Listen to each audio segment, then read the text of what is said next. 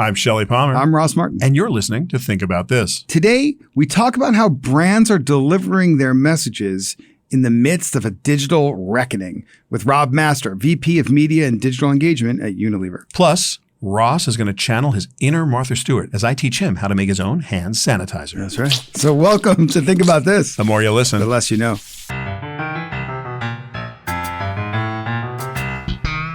So Ross, Shelly. we're going to have Rob Master from Unilever on the show. I'm kind of a Unilever junkie. Yeah? What do you use? What Unilever products? First of all, I love their logo more than most. I think it's one of the most underappreciated logos of all time. You actually look at the logo and see everything that they put inside it. It's all about the purpose and the values of the company. So let's play a game. Yeah. Let's play how many Unilever brands can you name? Lever 2000 is off the table because it has lever in it. Magnum, which is your favorite. Yeah, that's the ice cream. Choco Taco. Choco Taco. An ice cream sub-brand. Right, part of Klondike. Axe. Mm-hmm. I'm not looking. So your favorite products are? Well, my two favorite products are Dove Men Plus Care, which I love. I'm wearing it right now. And oh, you smell delightful. I will tell you the other thing that you're not going to know because it's really you're not the audience for it. Mm-hmm. Is Love Beauty Planet. Wow, what is that? So my thing about Love Beauty Planet, and one of the reasons I love them, besides the fact that it all smells really good to me, is that they make so many things, gummy vitamins, shower oils, bath bombs, shampoo, soap. Ross Martin heaven. It's like, and I know I'm not the target for them, but I love what they're doing because Love Beauty Planet, like from start to finish, is one of the most environmentally responsible brands, from the supply chain to packaging to distribution to marketing itself. This is like a really purpose-driven company that's all about people and planet. And I'm biased because I've gotten to know Sonika Malhotra, who is the global brand director for Love Beauty Planet. And I think she is like the next big star in marketing. I know, like Rob Master, who we're going to talk to in a second, gets all the love and the attention because, by the way, as he's going to tell us, he's been there for almost 20 years. Yeah. But Sonika is the next generation. And like that is a name people are going to remember. Just give it a second. She's about to have a moment, Sonika Malhotra. We'll talk to Sonika on a different day because that's going to be an incredible interview. But you know what? I'll give you an interview that is incredible right now, right here. So Ross, standing by, we have Rob Master, who's the Vice President of Media and Digital Engagement at Unilever. They are not only one of the largest packaged goods companies in the world. Some people call them FMCGs, fast-moving consumer goods companies. Some people call them CPGs, consumer packaged goods companies. But one way or another, when you think about Unilever, they're one of the largest producers of things we use every day in the world, and they're also one of the largest advertisers in the world. Rob Master is in charge of their domestic budget, and we have him on the line. Rob Master, how are you? I'm really excited to be here. You know, I love listening to you guys. Thank I love you. the podcast, and I love you guys. So excited. I'm excited to have you, you. and I'm also not just because you're you, but also because of where you work. Unilever is probably has a, I don't know, revenue and market cap greater than the GDP of most nations, and you have been there longer than most people stay at any job. There must Rob, be how long have you been? I'm at coming Unilever? on 18 years, 18 glorious, wonderful years. Why at do you Unilever. stay there? What is keeping you there? You are so brilliant. You get job offers all the time. What are you doing there? No. Why are you still there? No, I love Unilever. I think one is the brands. We're a purpose-driven organization, and I think we're at the cutting edge of so much change. Whether it be in the media space, whether it be how we bring our brands to life. And I've been fortunate to have so many different jobs at Unilever, from shopper marketing to brand marketing to media. So I think it's an organization that's given me so many different opportunities and kept it very exciting for me. So, Rob, obviously this is a very unusual time in history for all of us. So I know what's keeping you up at night right now, but sans the insanity going on around the world, and you guys are global, so it's really, really touching you. Tell me a little bit about the challenges that you guys are facing as a monstrous, fast-moving consumer goods company. I think that'll be the first thing that probably keeps me up at night, and is really around what I'm calling is like this digital reckoning. And I think that obviously it's been such an exciting decade as kind of media and communication and marketing has moved into the digital world. But at some point, I look at the digital landscape and I ask myself, as a marketer, is it too much to ask for our brands to be seen, our ads to be seen by humans, by a target we want in a brand safe or suitable environment, all while being measured by independent third party? And I think that simple question, that simple set of questions has become a real challenge for as marketers. And I think that's very disappointing. And while we I have a weird question for you, Rob. Is it time for us, meaning all of us, to rethink what it means to message as opposed to making ads? If what you just said is right, it's digital reckoning time. And boy, do I believe that, right? It is impossible to find a brand safe environment. It is impossible to have only humans view your ad. And targeting has gotten either microscopically accurate or not accurate at all, depending on who you ask. Do we need to rethink what it means to talk to people? I mean, listen, I think we've made a lot of progress on the road to answering those questions. But I think we have to really be reassessing how we meaningfully connect with consumers. I mean, I think the good news is, and Unilever, as you know, has been out front on these key issues around viewability and brand safety and cross measurement. I mean, I will say sometimes as a media person and our media agency, I sometimes feel, if you guys are Game of Thrones fans, I feel like we are the Night's Watch. Winter is coming. Like we sit on the wall there protecting like our brands and what they stand for from kind of this swamp of like White Walkers and wildlings, or in this case bots and inappropriate content. And so I think we've actually done a good job of addressing some of the issues. I just feel like there's so much more progress to be made. What? Okay, so fine. Let's go with your Game of Thrones analogy, which is a very good one. It's apt. Who are the media agencies in that mix? What are they doing? So I think so. Let me back up and start by saying I think Unilever probably like 5 or 6 years ago started scratching the surface on some of these issues. And what's interesting is we early on with our agency of Mindshare, we use Initiative in some parts of the world, we use PhD. So I think a number of agency partners have been on this journey with us. But if I think back to what started out as a brand safety issue or like very focused on our brands, over the last probably 12 to 24 months, actually, I think we've begun to pivot because we've realized it's not just about our brand safety anymore. It's actually about the broader consumer and community that we serve, specifically children, and like what kind of environment are we creating for our consumers and how are we feeding that with this kind of digital ecosystem? And I think that kind of pushed us to launch like the Unilever Responsibility Framework. And then more recently, we're working with a number of folks from agencies, other advertisers, because we realized we can't do this alone. And we were part of this Global Alliance for Responsible Media called GARM. And I think it's a great example where everyone's getting together. It's the advertisers, the agencies, the platforms to recognize like this is our business. This is our future. We need to do a much better job working together to drive and keep this business sane. So what does that look like? Like I understand the words, but what would a future look like that you were hoping for? Like what is the vision for that future? And so I think from an advertiser perspective, I go back to our ability as a marketer to make sure that our ads are being seen by humans on a target in a brand safe, suitable environment, and that, by the way, we can measure it. And I think from a brand perspective, that's, I think, a key part of it. Can you believe that we're even talking about it's this? crazy. It's 2020.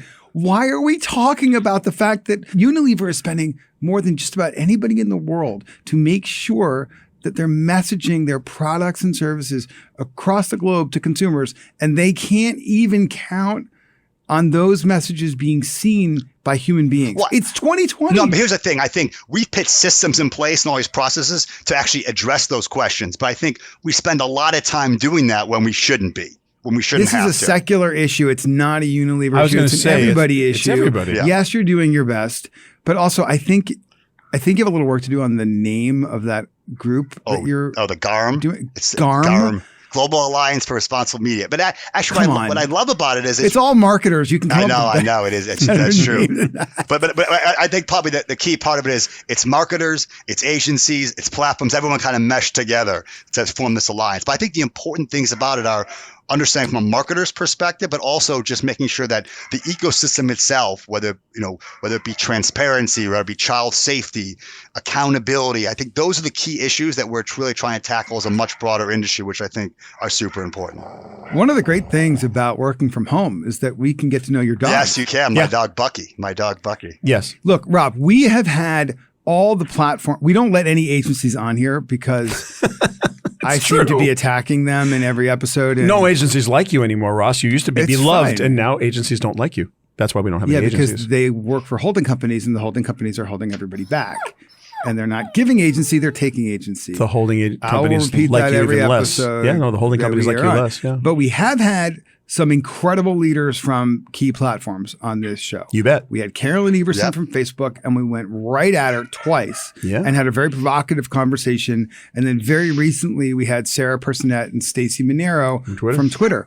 One of the things that became really clear from those interviews, and also our conversations with Google, which we haven't put on the show yet, is that those platforms are evolving so quickly. The tools are becoming so sophisticated for reaching consumers on those platforms. And yet, for the most part, brands and their agencies have not kept up, not just in actually using those tools, but in even beginning to understand them. And I don't know why. Like, if you look at what's actually been developed at Twitter, most of it's not getting used yet. Why? Well, listen, we have very close partnerships with all the companies you mentioned, and we've been intimately engaged on this kind of digital reckoning conversation with them. And actually, we made some good progress. I can point to how we work with YouTube around monetization, how we've been working with Twitter on community flagging, Facebook on transparency, and the host of purpose-driven ads. So I think actually, there's always opportunities. They are moving so quickly. The space is moving so quickly. But I feel like, to somebody we're scratching the surface, but I feel pretty good about our relationships with them and our ability to continue to push and collaborate in this space. Is the issue the big organizations, basically Google, Facebook, and Amazon, or is the issue the plethora of other display opportunities and publishers where you really have a lot less control? Or is it everywhere? Yeah, no, I think it's everywhere. I think certainly those are the big guys who are really leading the charge. But we're certainly working across a number of platforms to kind of address this sets of issues. And do you think the problem is bigger inside the big three, or it's bigger outside the big three? Is my question. The problem of viewability, the problem of brand safe environments, is that a problem you really find in Facebook when you go? And is measurement an issue at Facebook or Google, the way that you're describing it? No, I think the challenges and opportunities are across the digital ecosystem. I certainly think the big players are disproportionate about that because that's where so much of the investment goes and so many of the eyeballs are. But I think it's an opportunity across the entire ecosystem. And again, I think we've made progress. In some cases, meaningful progress. It's just the space and the platforms and the consumer moves so fast, as is the technology, that I think it's just we have to constantly keep up as an industry to address some of these issues. I mean, I look at you, Mark Pritchard at Procter & Gamble, Kristen Lemka at Chase, and you guys are the leaders of the pack in terms of holding the entire industry to a higher standard. And you don't get thanked enough, so thank you.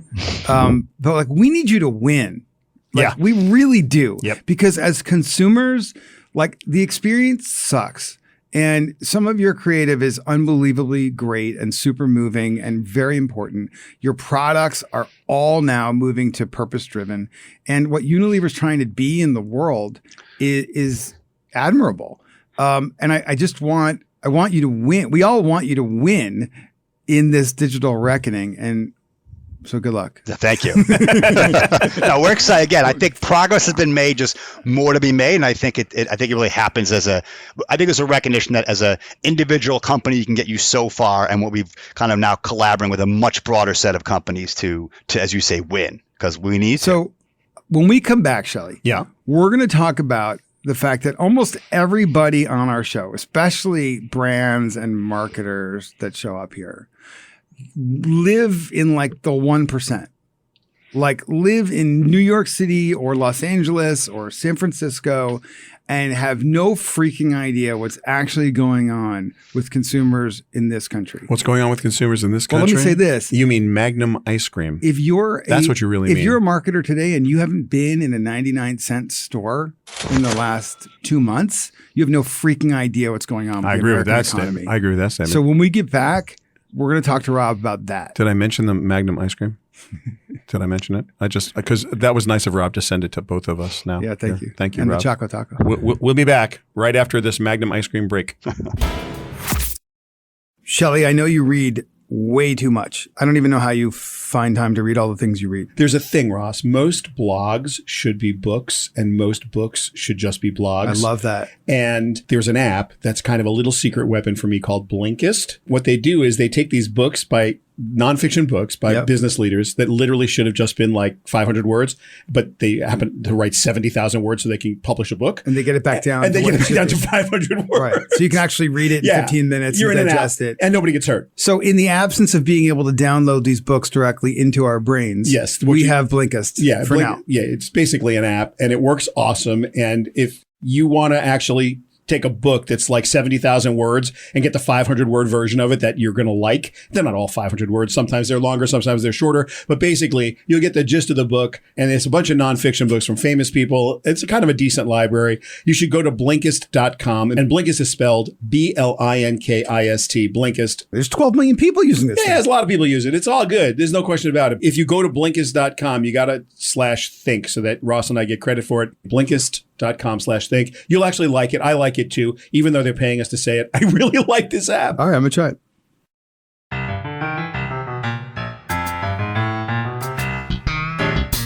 All right, we're back.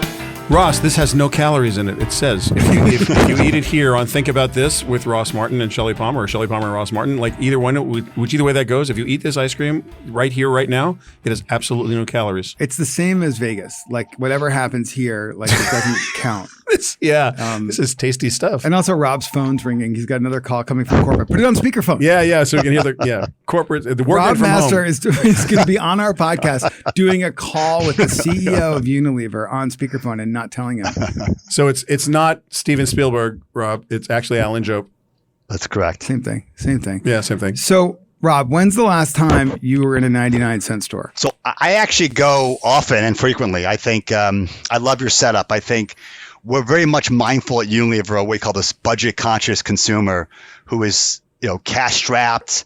And I think if you look at all the recent studies, certainly one from like the Federal Reserve not too long ago, 40% of Americans reported that a $400 planned expense would like wreak total havoc on their budget and their life. And I think this budget consumer is not something, I think, as you said, that marketers or media companies are really thinking a lot about on the coast or in cities like Chicago. And it's so important because it's not a monolithic group either. It consists of young people, elderly 65 plus, multicultural, single households, urban, rural. And this consumer is just very different than I think the ones we often surround ourselves on a day-to-day basis. So, Rob, America is a culture that worships youth and aspires to be young. And the conventional wisdom for advertisers has always been, don't show me what I am, show me what I aspire to be. And if I aspire to be something, then I'm going to see the self I want to see in that ad. I'm going to associate with it, and I'm going to be inspired emotionally to become my affinity for that brand will be inspired by that sort of vision. You've laid out the reality of the country we live in, which is that 40% of America would have trouble having an unplanned $400 expense, and that really a lot of shoppers especially the kind of products that Unilever sells, are in fact budget conscious. So where do you sit in how do you best message to that group, and how do you support them the way they need to be supported? I would step back and say, I think we're in the midst of a subscription bubble and this enormous amount of subscription potential fatigue. I mean, if I just think about us I mean, have you counted recently the number of subscriptions you have No, it's for ridiculous. content or shopping? I mean, It's insane. it's insane. Yeah, Like insane. And I think oftentimes that's the world we live in. And so if you reflect, and if I think about just me, so I have like these broad ones. I have like the Netflix and Amazon. Of course, I have my Badger 24/7 because I'm a huge Wisconsin Badger fan, and that gives me all my fandom needs. Yeah. But if you think about what all these subscriptions have in common is one thing, and they're all going up in price. I mean, Amazon, Netflix just raised 20% over the last year or so. And so while many of us, I think, can manage this easily, I think we're coming to the point where a number of people are saying there's just too many. And a large portion of America, I think, will struggle with any kind of 20% increase. And I think you remember that conversation you and I had with Amanda a while back on that exact subject. Who's Amanda? Amanda, sorry, used to run the Americas. She's no longer at Unilever, but when she was, Rob and Amanda and I sat down and talked in detail about this very subject. And in fact, it is a huge problem. We agree. Yeah. And I think it's a reflection of the broader America that, we get a $2-3 increase on a monthly basis for Netflix. It is what it is. But, that is a different story for such a large percentage of America. And I think we need to really be cognizant of those consumers. Like, it's interesting. You mentioned the 99-cent store, Dollar General. If I saw something like that, they're going to plan to open 1,000 stores this year, 1,000 new stores on top of 15,000 that they have today. And if you think about the likes of Walmart and Target, how they're kind of driving this kind of omni-channel experience to like bring their value and pricing model to this kind of budget-conscious consumer as well through an omni-channel experience, because these are really smart shoppers, and I think it's incumbent upon us as marketers to be much more mindful of kind of their consumerism. Do you sell anything at the dollar store? No, we sell a ton of stuff. I mean, our products are certainly an important part of the dollar store mix. I mean, listen, our products are, we have 2 billion consumers a day in the world touch our products. So everyone, purchases Unilever products. But I think it goes back to how the messaging, and I think we have to make sure we're not losing sight of kind of the world we live in, which is like we have a dozen plus subscriptions. When in fact, a large percentage of consumers actually don't have all those subscriptions and are still watching television or listening to the radio or doing, what's interesting is Pandora, 90% of Pandora users are actually ad supported. And so I think we sometimes get lost. Free is very pro-consumer. Obviously, Rob, TV has been dying for 20 years, right? Every year people are saying, oh, broadcast TV, it's not going to happen anymore. But in practice, free is incredibly pro-consumer, and there's a lot of good value in free television, and it is not really free. It's ad-supported.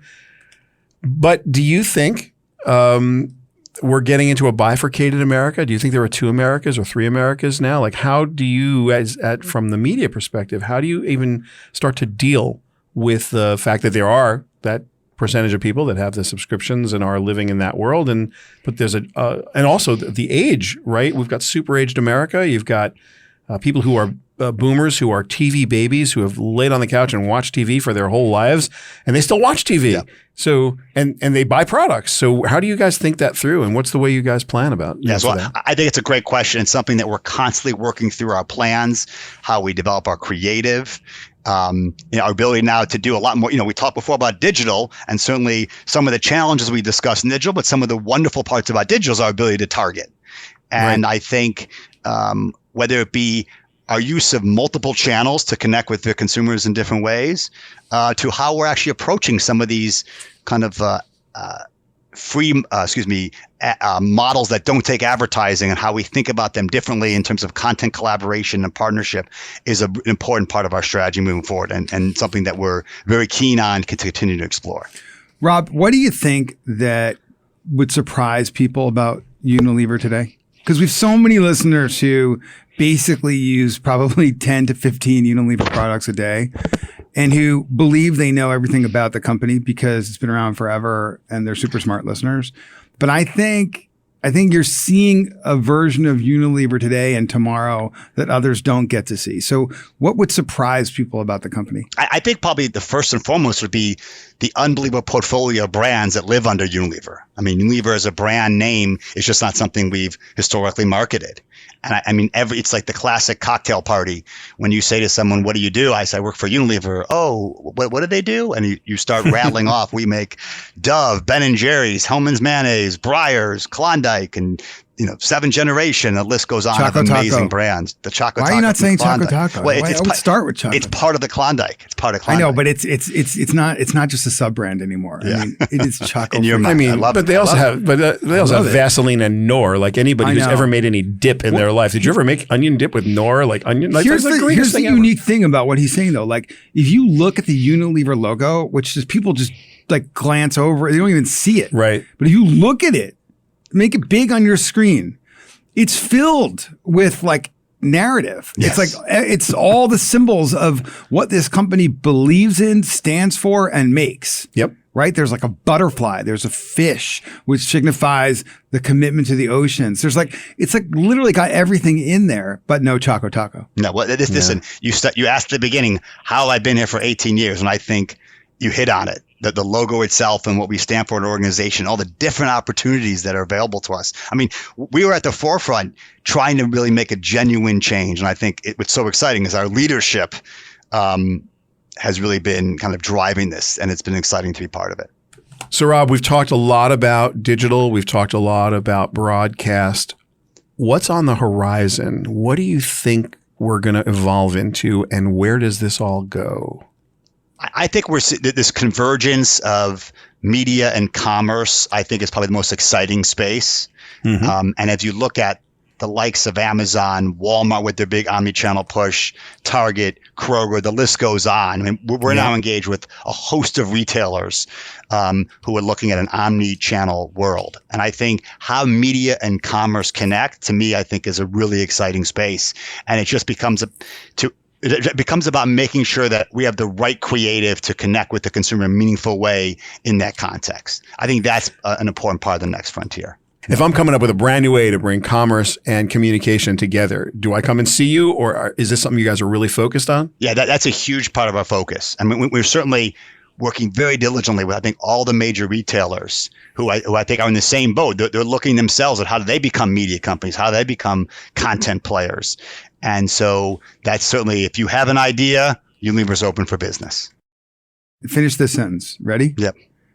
All right. You're going to get in trouble for it. I'll just say. You're probably going to say you don't want to do it, but I'm going to ask you. I would only leave Unilever if ... I had the opportunity to play goalie as a reserve goalie for the Chicago Blackhawks. If they called me up from the a stands, reserve goalie. I'd be the reserve goalie, the guy in the stands.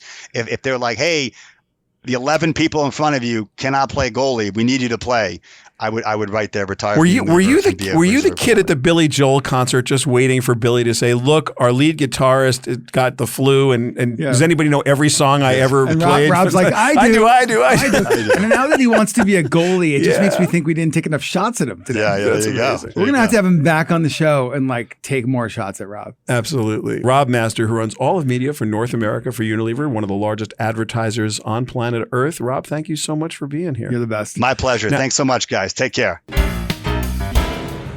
So Ross, you know what Unilever brand we didn't mention? There's like 1,000. So which one are you thinking about? GIF. GIF. You think it's called GIF? No, I actually think it's called GIF, J-I-F. But what they did was really awesome. It was awesome. It was one of the greatest They things. took the GIF brand and they made 2 labels for it. One GIF, G-I-F, one GIF, J-I-F. And of course, they got into the controversy, is a GIF file or a GIF file? Which is it, Ross? I'm going to go with, now I'm all confused. I like the peanut butter and all I do is use Giphy. So like, I don't know. It's kind of a... So the guy who invented GIF files, I know he wants to call it GIF, but everybody I know says GIF. No one cares what he wants it to be called. That's right. So you don't even remember his name. You do not know the guy's name. No, I don't. And you remember everything. I don't know if I remember everything, but I don't remember this guy's name, and I could look it up right now. But you're not. But I haven't. No, but I do know that the guy who invented GIF files calls them GIF files, and everybody else I know, including my entire staff, calls them GIF files. I think it should be GIF, but everyone says GIF. Okay. Well, we didn't ask Rob that. No. So that would have been an awesome question. That would have been an awesome think question. We'll get it next time. I also think we did not talk about the commitment that they made at Unilever, which they're getting a lot of credit for. Too chunky versus smooth? No, that's actually a really good question too. But to 50-50 gender balance across their global leadership, which they have now achieved. That is so much more serious than chunky or I know. smooth. No, it's and actually, you let me go there. Sorry. You're you not a just went friend. I'm sorry. That wasn't cool of me at all. But it's like we just had International Women's Day. Yeah, we did. And people are marketing the shit out of that to get credit for anything they do. But in reality, Unilever made a major commitment. They've done a couple things really right. They got that right.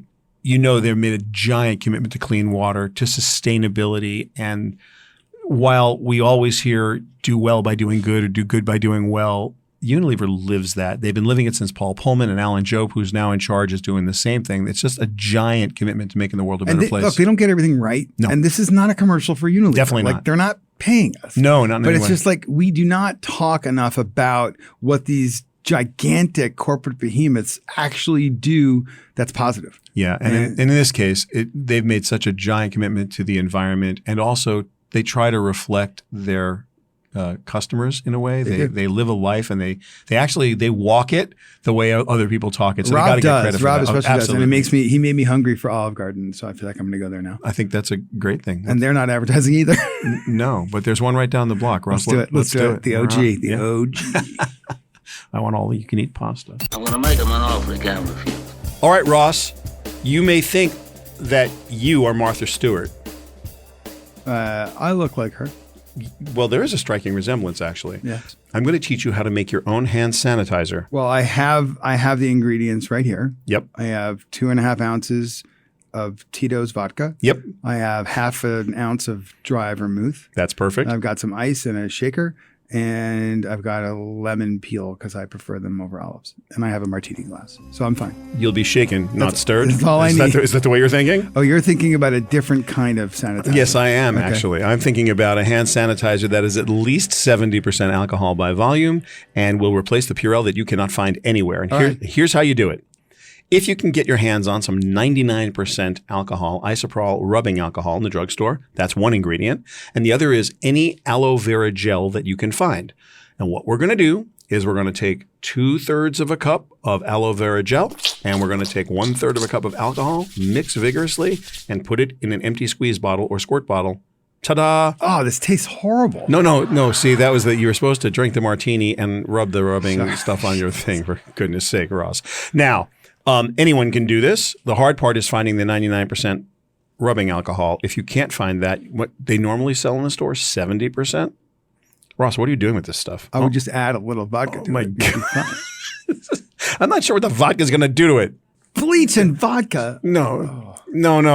Safety first, folks. So anyway, if you can find the 99% stuff, that's great. If not, you can use the 70% alcohol, but you just have to adjust the amount of aloe vera gel and alcohol so that you get at least 70% by volume. That will, according to all the people who know, that will do the trick as best that a hand sanitizer can. So 2/3 of a cup aloe vera gel, 1/3 of a cup 99% rubbing alcohol.